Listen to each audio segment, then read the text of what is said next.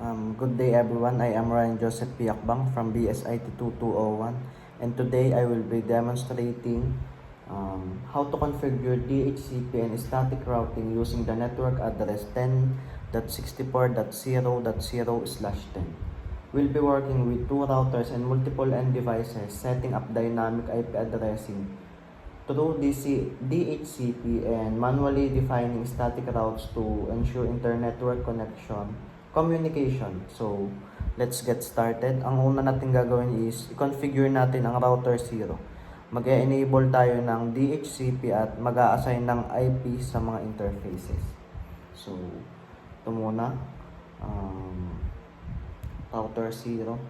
Then, dito lang sa CLI. Then, and enable lang natin ConFT. Then, int FA. Yung ginamit natin connection FA0/0. Then ilalagay natin yung IP address which is 10.64.0.1.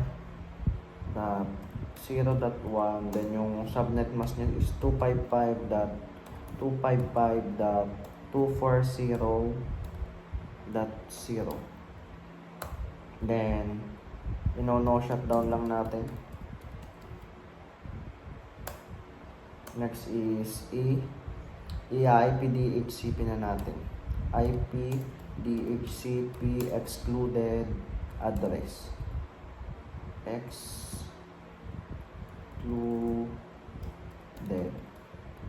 dash address which is 10.64.0.1. Then DHCP pool na natin, IP DHCP pool. Then ilalagay ko is VLAN A. Then next is network 10.64.0.0, and ang subnet mask is 255.255.240.0. Then yung default router is default router 10.64.0.1. Then exit lang natin. Then inter-serial na natin. Inter-serial yung connection is 2/0. Then ilalagay natin yung IP address which is 10.1.255.253, and yung subnet mask is 255.255.255.252. Then shutdown ko lang ulit. Then exit. Then ang next natin gagawin is IP route ko na. IP route 10.64.16.0, and ang subnet mask is 255.255.240.0. Then yung next hop is 10.71.255.254. So, exit ko na. And same process lang ang gagawin natin dito sa router 1. Kung anong ginawa natin sa router 0, yun lang din ang gagawin natin dito sa router 1. Enable ConFT, IP address 10.64.16.1. Then yung subnet mask niya is 255.255.240.0. pala muna natin. In FA00, yung ginamit natin connection. Then, saka natin siya lalagyan ng IP address. Saka natin siya lalagyan ng IP address na 10.64.16.1. Then, yung subnet is 255.255.240.0.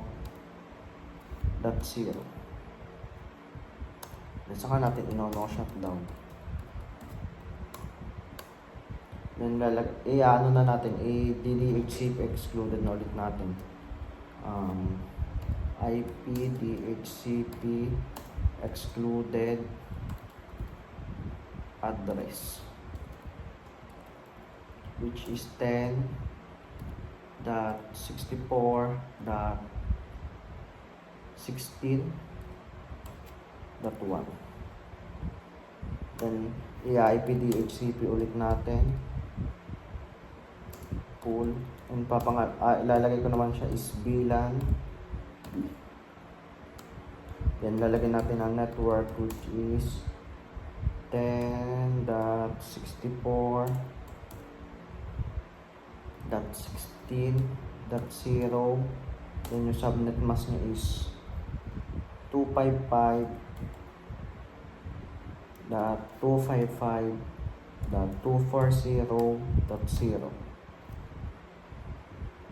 Then, ang sunod is ilalagay ng default router, which is 10.64.16.1. Then, exit ko lang. Then, lalagyan ko na interserial. Yung ginamit ko is 2/0. Then, yung IP address 10.71.255.254. Then, subnet is 255.255.255.252. Wait, check ko lang ulit. Is 10.71.255.254. Then, yung subnet is 255.255.255.252.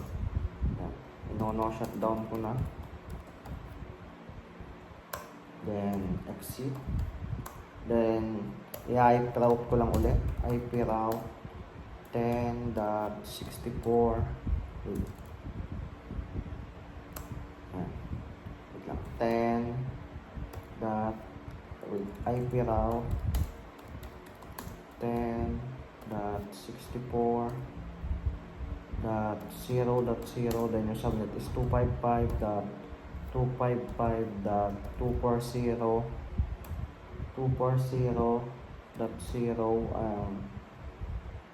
Then, yung next hop is 10.71.255.253. Then, exit ko lang. Then, next ay sa switch naman. Dito muna tayo sa switch 0. Si switch port mode access lang natin dito sa switch. Enable, ConnFT. Then, yung int range FA 0, 1, 2. Then, si switch port mode access ko lang. Switch port mode access. Then, switch port access. Switch port access. Yung VLAN 1. Then, no shutdown. Then, exit. Copy run start ko lang para hindi mawala. Do copy run start. Do copy run start.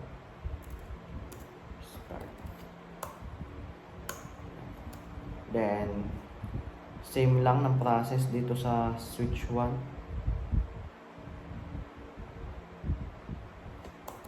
and conft, then into range fa 0/1 2, then switch port mode access, then switch port access VLAN 1, switch port access VLAN 1, then no shutdown,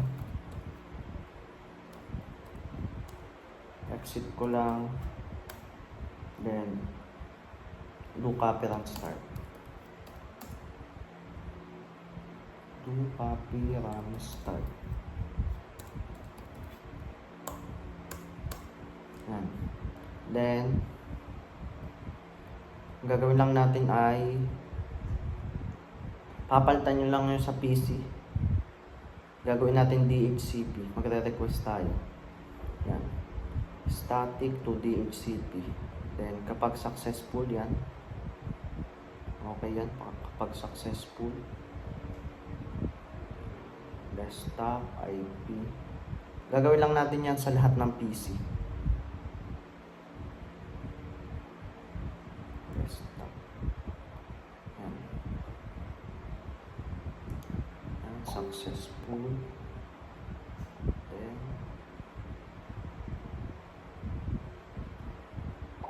successful ulit. Then gawin lang natin is mag-check. Check lang natin. PC2 0 to PC1. Yan, successful. PC2 to PC3. Yan, successful ulit. Try naman natin. Yan, successful. Yan, ito. Yan, successful ulit. Try naman natin dito.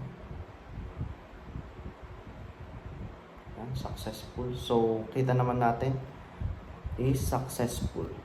So, that completes our DHCP and static routing configuration using my network address 10.64.0.0/10 network. All devices can now communicate across different subnets and everything is working as expected. So, that's it guys. Thank you for watching. I hope you understand.